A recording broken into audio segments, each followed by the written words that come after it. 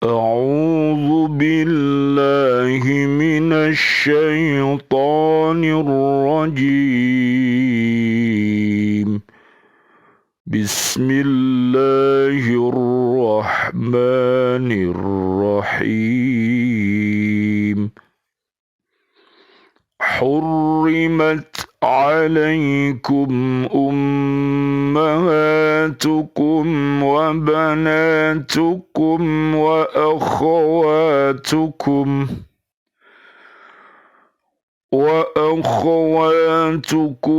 وعماتكم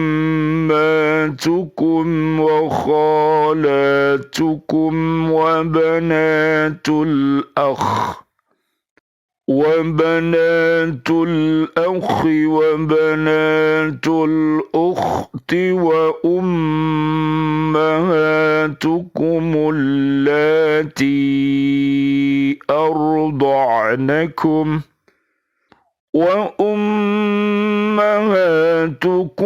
اللاتي أرضعنكم وأخواتكم من الرضاعة وأمهات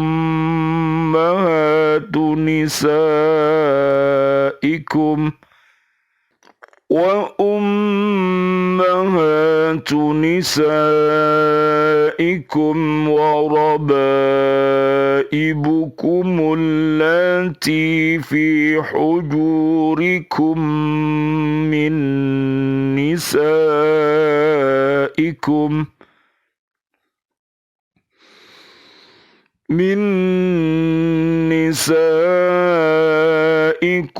اللاتي دخلتم بهن فإن لم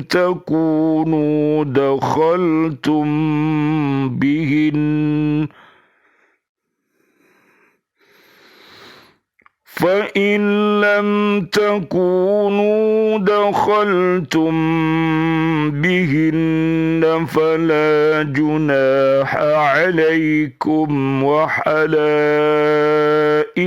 أبنائكم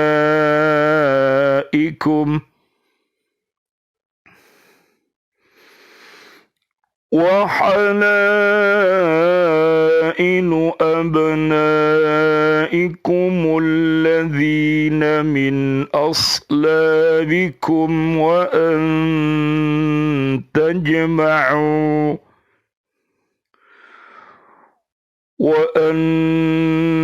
تجمعوا بين الأختين إلا ما قد سلف إن الله كان غفورا رحيما. Sadaqallahul azim. Diharamkan atas kamu menikahi ibu-ibumu, anak-anakmu yang perempuan, saudara-saudaramu yang perempuan, saudara-saudara ayahmu yang perempuan, saudara-saudara ibumu yang perempuan, anak-anak perempuan dari saudaramu yang laki-laki, anak-anak perempuan dari saudara-saudaramu yang perempuan, ibu-ibumu yang menyusui kamu, saudara-saudara perempuanmu sesusuan, ibu-ibu istrimu atau mertua, anak-anak perempuan dari istrimu atau anak tiri yang dalam pemeliharaanmu dari istri yang telah kamu campuri.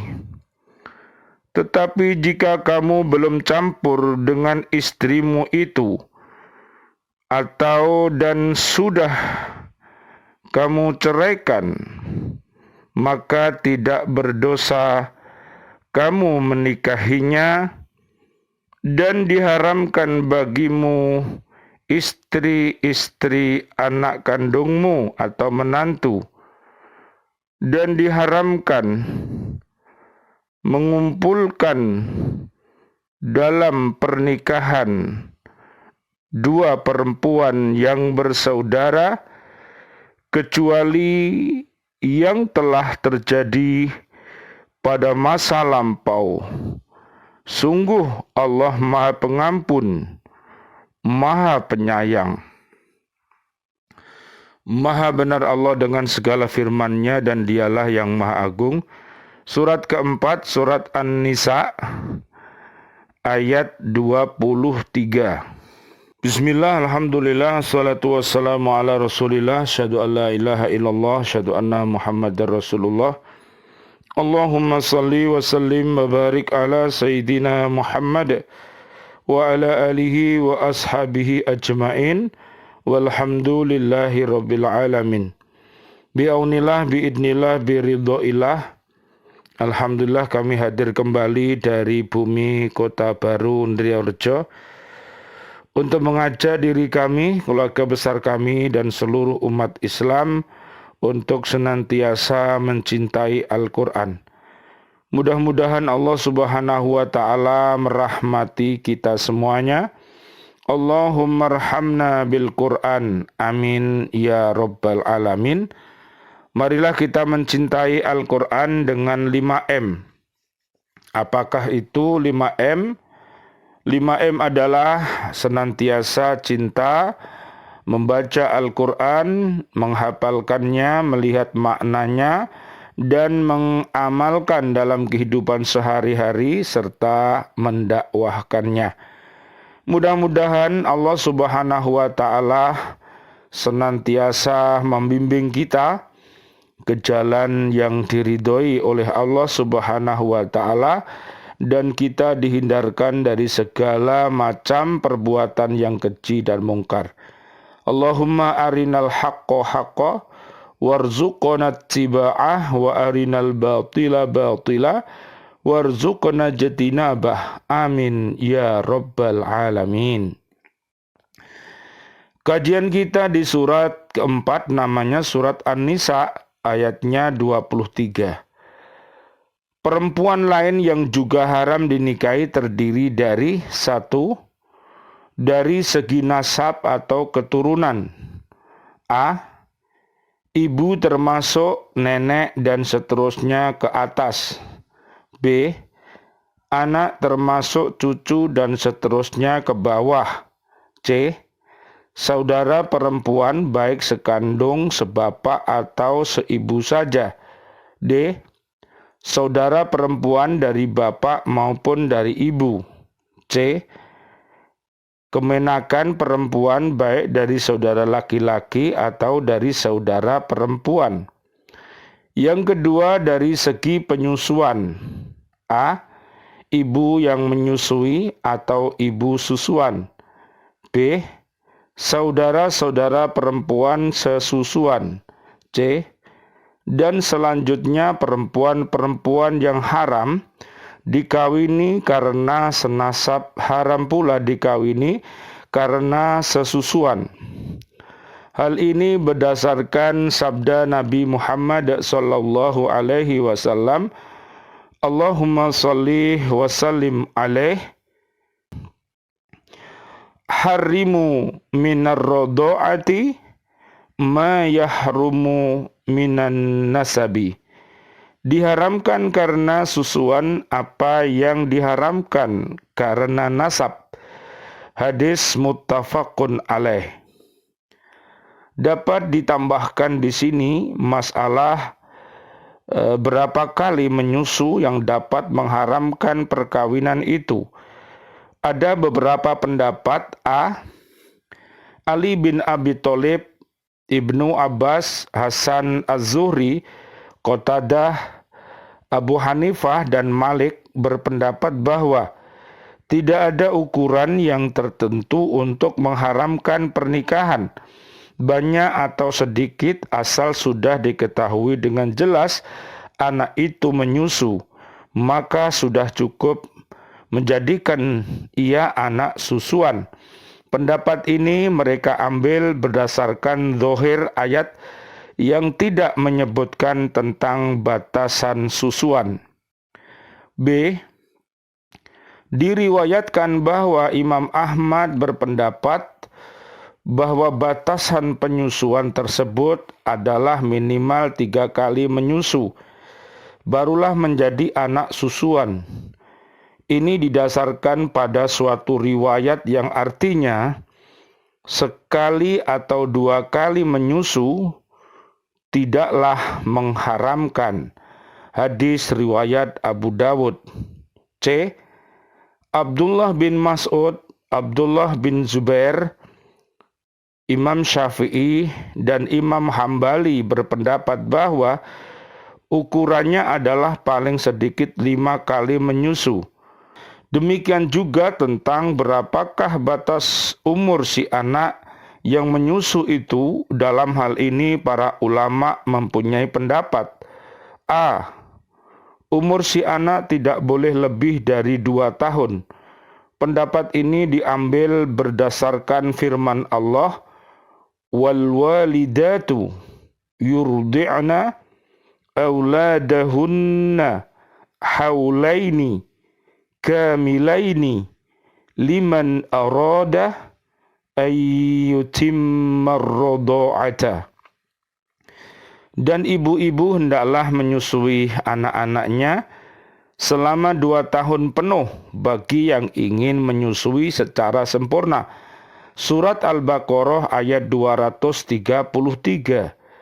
Nabi Muhammad sallallahu alaihi wasallam beliau bersabda, Allahumma sholli wa sallim alaih, "Maka fil haulaini wa in kana massatan wahidatan fahuwa yuharrimu." Tidak dianggap sepersusuan kecuali pada umur 2 tahun. Riwayat Ibnu Abbas. Pendapat ini dipegang oleh Umar, Ibnu Mas'ud, Ibnu Abbas, Imam Syafi'i, Imam Ahmad, Abu Yusuf, dan Muhammad. B. Batasan umur adalah sebelum datang masa menyapih atau berhenti menyusu. Jika si anak sudah disapih, walau belum cukup umur 2 tahun, tidak lagi dianggap anak susuan. Sebaliknya umurnya telah lebih dari 2 tahun tapi belum disapih, maka jika dia disusukan tetaplah berlaku hukum sepersusuan. Pendapat ini dipegang oleh Az-Zuhri, Hasan, Qatadah, dan salah satu dari riwayat Ibnu Abbas. 3. Dari segi perkawinan. A. Ibu dari istri atau mertua dan seterusnya ke atas. B. Anak dari istri, anak tiri yang ibunya telah dicampuri dan seterusnya ke bawah. C. Istri anak atau menantu yang seterusnya ke bawah seperti istri cucu. Perlu dicatat dalam pengharaman menikahi anak tiri disebutkan yang dalam pemeliharaanmu. Bukanlah berarti bahwa yang di luar pemeliharaannya boleh dinikahi. Hal ini disebut hanyalah karena menurut kebiasaan saja, yaitu perempuan yang kawin lagi sedang ia mempunyai anak yang masih dalam pemeliharaannya, biasanya suami yang baru itulah yang bertanggung jawab terhadap anak itu dan memeliharanya. Kemudian ditambahkan apabila si ibu belum dicampuri lalu diceraikan, maka diperbolehkan menikahi anak tiri tersebut. 4. Diharamkan juga menikahi perempuan karena adanya suatu sebab dengan pengertian apabila hilang sebab tersebut, maka hilang pula keharamannya, yaitu seperti menghimpun atau mempermadukan 2 orang bersaudara. Demikian pula mempermadukan seseorang dengan bibinya. Yang terakhir ini berdasarkan hadis Nabi Muhammad sallallahu alaihi wasallam, Allahumma sholli wa sallim alaih, dari Abu Hurairah bahwasanya Rasulullah Shallallahu Alaihi Wasallam bersabda, Allahumma sholli wa sallim alaih, la yujma'u bainal mar'ati wa ammatiha wala bainal mar'ati wa khalatiha. Seorang wanita tidak boleh dimadu dengan bibinya, baik dari jalur ibu atau ayah. Riwayat Imam Bukhari. Berdasarkan ayat dan hadis di atas, ulama fikih membuat satu kaidah, yaitu haram mengumpulkan atau mempermadukan antara dua orang perempuan yang mempunyai hubungan kerabat atau senasab dan sesusuan. Andai kata salah seorang di antaranya laki-laki, maka haram pernikahan antara keduanya, seperti mengumpulkan antara seorang perempuan dengan cucunya. Dengan demikian boleh mengumpulkan atau mempermadukan antara seorang perempuan dengan anak tiri perempuan itu, karena hubungan antara keduanya bukan hubungan kerabat atau sesusuan, tetapi hubungan semenda saja. Hukum ini berlaku sejak ayat ini diturunkan, dan apa yang telah diperbuat sebelum turunnya ketentuan ini dapat dimaafkan. Kemudian ayat itu menutup ketentuan yang diberikannya ini dengan menerangkan sifat-sifat Allah yang Maha Pengasih dan Maha Pemberi Ampun. Dia memberikan ampunan atas perbuatan yang salah yang pernah dikerjakan hambanya pada masa-masa sebelum datangnya syariat Islam, dan juga memberi ampunan kepada hambanya yang segera bertaubat apabila berbuat sesuatu tindakan yang salah. Ayat di atas menyatakan mengenai kepatutan dan hal-hal yang secara biologis tidak baik dilakukan dalam memilih pasangan. Dalam hal kepatutan, dengan jelas dikatakan bahwa tidak patut seorang laki-laki menikahi saudara sesusuan, ibu susu, mertua, anak tiri, maupun dua saudara pada saat yang sama. Sedangkan mengenai perkawinan di antara keluarga, misal saudara perempuan, bibi, dan keponakan, juga dilarang karena akan menimbulkan keturunan yang tidak baik. Mengenai hal kedua ini, penjelasannya adalah demikian. Allah menetapkan siapa yang boleh dikawini dan siapa juga yang tidak boleh dikawini, sebagaimana disebutkan dalam surat An-Nisa ayat 22.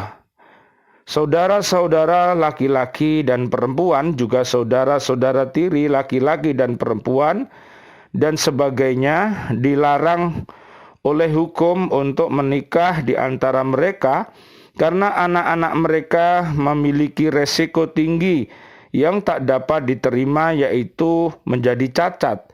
Semakin dekat kekerabatan orang tua, semakin mungkin keturunannya akan menjadi cacat. Hubungan sumbang adalah hubungan saling mencintai yang bersifat seksual yang dilakukan oleh pasangan yang memiliki ikatan keluarga atau kekerabatan yang dekat, biasanya antara ayah dengan anak perempuannya, ibu dengan anak laki-lakinya, atau antar sesama saudara kandung atau saudara tiri. Pengertian istilah ini lebih bersifat sosioantropologis daripada biologis. Bandingkan dengan kerabat dalam untuk pengertian biologis, meskipun sebagian penjelasannya bersifat biologis. Hubungan sumbang diketahui berpotensi tinggi menghasilkan keturunan yang secara biologis lemah, baik fisik maupun mental, atau cacat, atau bahkan letal atau mematikan. Fenomena ini juga umum dikenal dalam dunia hewan dan tumbuhan karena meningkatnya koefisien kerabat dalam pada anak-anaknya. akumulasi gen-gen pembawa sifat lemah dari kedua orang tua pada saat individu atau anak terekspresikan karena genotipenya berada dalam kondisi homozigot. Ada suatu alasan genetis yang kuat bagi hukum-hukum tersebut yang mudah untuk dipahami. Setiap orang memiliki dua set gen. Ada sekitar 130.000 pasang yang menentukan bagaimana seseorang terbentuk dan berfungsi. Setiap orang mewarisi satu gen dari setiap pasang milik masing-masing orang tua. Sayangnya gen-gen sekarang mengandung banyak kesalahan, dan kesalahan-kesalahan ini muncul dalam berbagai bentuk. Sebagai contoh, beberapa orang membiarkan rambutnya tumbuh menutupi telinganya mereka untuk menyembunyikan kenyataan bahwa satu telinga lebih rendah daripada satunya. Atau mungkin hidung seseorang terletak tidak benar-benar di tengah mukanya, atau rahang seseorang agak sedikit tidak berbentuk, dan sebagainya. Semakin jauh kekerabatan orang tua, semakin mungkin mereka akan memiliki kesalahan-kesalahan berbeda dalam gen-gen mereka. Anak-anak yang mewarisi satu set gen dari setiap orang tuanya sepertinya akan berakhir dengan memiliki sepasang gen yang mengandung maksimum satu gen buruk dalam setiap pasangnya.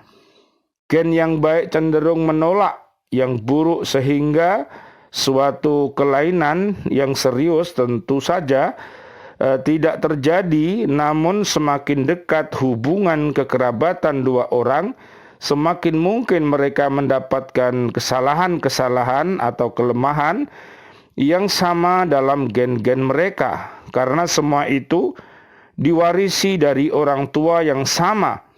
Karena itu seorang saudara laki-laki dan seorang saudara perempuan sepertinya lebih mungkin memiliki kesalahan yang sama dalam gen mereka. Seorang anak hasil dari perpaduan hubungan saudara kandung seperti itu dapat mewarisi gen buruk yang sama pada sepasang gen yang sama dari keduanya. Berakibat dua salinan buruk dari gen dan kerusakan yang serius. Secara sosial, hubungan sumbang dapat disebabkan antara lain oleh ruangan dalam rumah yang tidak memungkinkan orang tua, anak, atau sesama saudara pisah kamar. Hubungan sumbang antara orang tua dan anak dapat pula terjadi karena kondisi psikososial yang kurang sehat pada individu yang terlibat. Beberapa kebudayaan mentoleransi hubungan sumbang untuk kepentingan-kepentingan tertentu seperti politik atau kemurnian ras. Akibat hal-hal tadi, hubungan sumbang tidak dikehendaki pada hampir semua masyarakat dunia. Semua agama besar dunia melarang hubungan sumbang. Di dalam aturan agama Islam atau fikih misalnya, dikenal konsep mahram yang mengatur hubungan sosial di antara individu-individu yang masih sekerabat. Bagi seseorang tidak diperkenankan menjalin hubungan percintaan atau perkawinan dengan orang tua, kakek atau nenek, saudara kandung, saudara tiri, atau bukan saudara angkat, saudara dari orang tua, kemenakan, serta cucu. Subhanallah walhamdulillah wala ilaha illallah wallahu akbar, la haula wala quwata illa billahil aliyil adim. Marilah kita senantiasa untuk bertafaqah fiddin. Mudah-mudahan Allah Subhanahu wa taala selalu memberikan ilmu-ilmu yang bermanfaat untuk kita semuanya, sehingga bisa memotivasi kepada diri kita, keluarga besar kita, dan umat untuk hidup secara ilmiah. Mudah-mudahan Allah mengangkat derajat kita, selamat dunia akhirat. Amin ya rabbal alamin. Rabbana taqabbal minna innaka antas samiul alim wa tub alaina innaka antat tawwabur rahim. Walhamdulillahi rabbil alamin. Wal afu minkum. Wassalamualaikum warahmatullahi wabarakatuh. Waalaikumsalam warahmatullahi wabarakatuh.